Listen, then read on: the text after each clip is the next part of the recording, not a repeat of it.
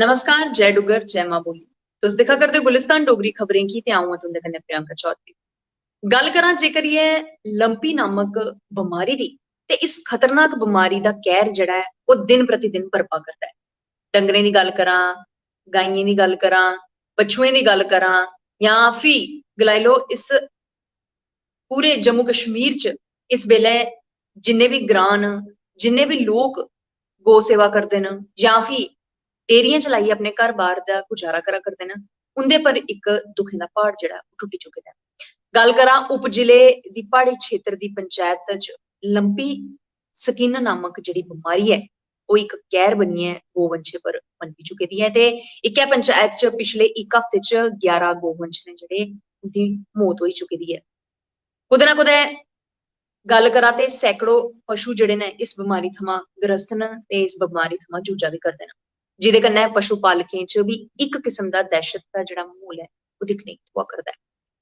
पशु पालकें दी गल करचै ते उंदे शा गै इक पशु पालक न ओह् गला करदे न कि महिलाएं होई गेइयां, बच्चे होई गे, एह्दे कन्नै कन्नै पशु पालन विभाग दे खिलाफ ओह् सारे रली मिलियै प्रदर्शन करा दे न कि जल्द कोला जल्द एह्दी वैक्सीन जेह्ड़ी है मतलब क्योंकि गला करदे कि एह्दा इलाज अजें तक संभव रूप कन्नै सामनै नहीं आई सकेआ ते एह् लोक प्रदर्शन करियै इक गुहार ला करदे न कि की नेईं एह्दे सरबंधी कोई टीका होई गेआ, वैक्सीनेशन होई गेई जां कोई दुआ होई गेई जेह्दे कन्नै पशुएं दी मौत रोकेआ जाई सकै।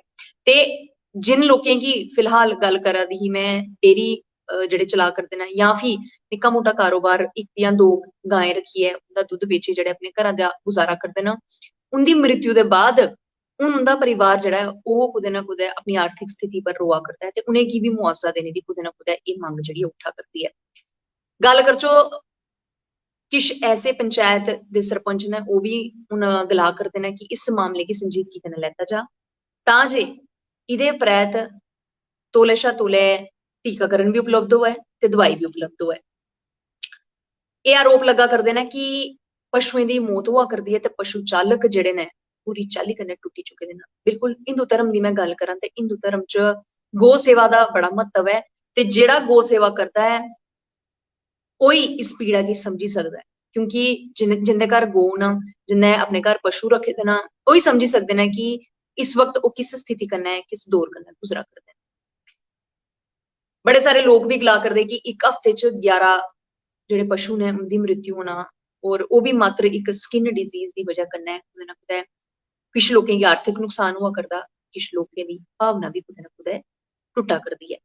ते ऐसे बक्ख बक्ख हिस्से न जित्थै जाइयै बी दिक्खा करदे न कि गायें होई गेइयां, बैल होई गे, बछड़े होई गे, एह् सारे लंपी स्किन डिजीज दे नां कन्नै प्रभावत होआ करदे न। फिलहाल इन लोकें पर एह् दुखें दा प्हाड़ जेह्ड़ा टुटे दा ऐ एह्दे शा बचाने गित्तै जरूर कोई विश्कारला रस्ता तुप्पन पौना ताकि लोकें गी भी राहत थ्होई सकै।